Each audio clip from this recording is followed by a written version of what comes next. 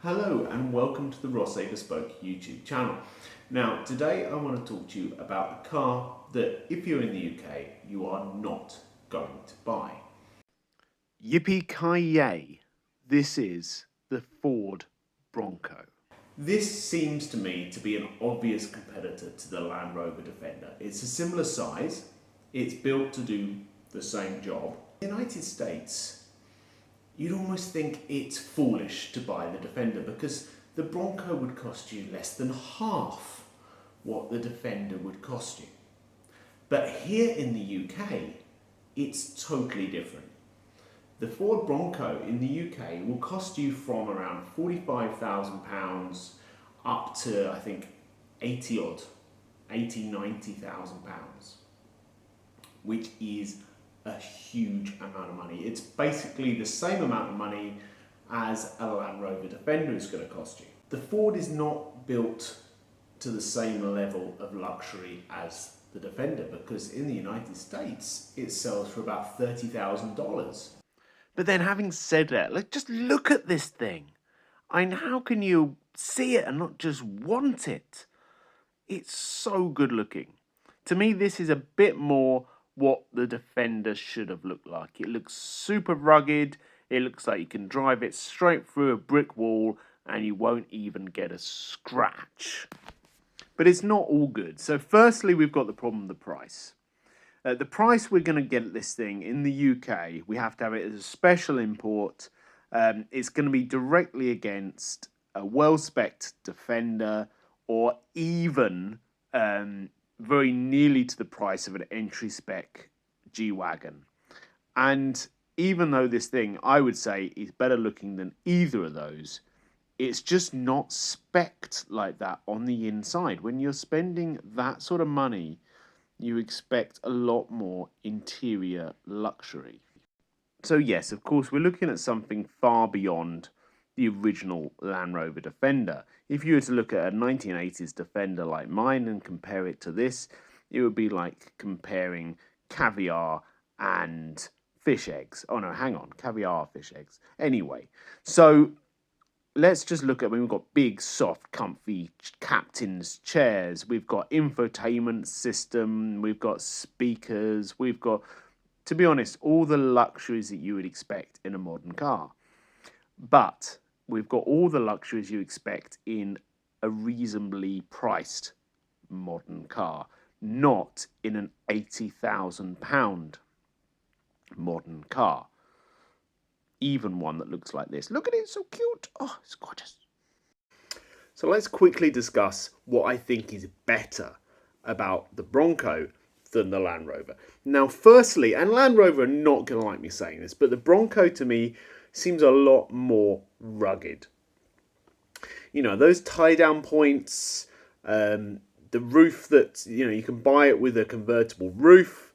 And this is convertible like Land Rovers used to be convertible, as in it takes ages. It's massively complicated, but it's rugged. It ties down with big things. Just what we like to see.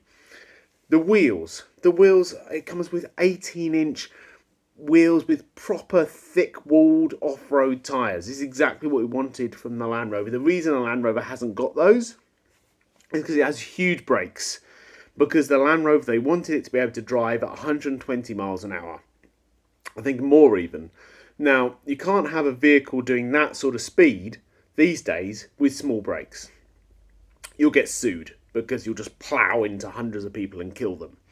So they had to give it big brakes so it could stop quickly at high speed. The Bronco, they weren't so worried about that. They don't mind that it takes hours to stop. I mean, let's face it, American highways, why would you need the brakes? There's like hundreds of miles of straight road. You can see something, you can just lift off the accelerator and just coast gently to a stop. Perfectly safe. In the UK, you don't get that sort of luxury. Is it good off-road? I've not driven it, but darn, it really does seem to be very good off-road, just as good as the Defender. Both brilliant off-road. Practical, yep, very practical. Good looking, personally, my opinion is excellent looking. The biggest issue for the UK is going to be the fact that it's not available as a right-hand drive. And people here really don't like driving left-hand drive cars. To sum up, I would say buy it if you want to be a bit different.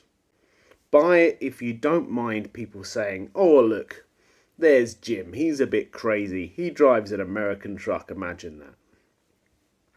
Jim's not crazy. Jim's bought a perfectly good vehicle. People are going to expect you to wear a cowboy hat and go line dancing on a weekend. So would the Bronco be a good choice for UK roads? Would the Bronco be a good choice for off-roading in the UK? Yes, to both, I would say. Will people buy it? No. No, they won't. Because for the same price, this is just the better car. The Defender just has the Bronco basically outclassed. The technology and the quality is just that bit higher. Although we do need to address the elephant in the room, which is of course reliability. Fords are one of the most reliable brands in the world. Land Rover are not. So really that's your choice. The Land Rover Defender is probably the best 4x4 in its class. But if you want something that's a little bit more striking looking, in my opinion, a little bit more handsome, if you want something that's in the long term probably going to be more reliable and probably going to be easier and cheaper to service, I think that maybe the Bronco is the better option. If Ford decide to start importing the Broncos officially into the UK and decide to put the steering wheel on the correct side, then even more so, they could really be a great choice.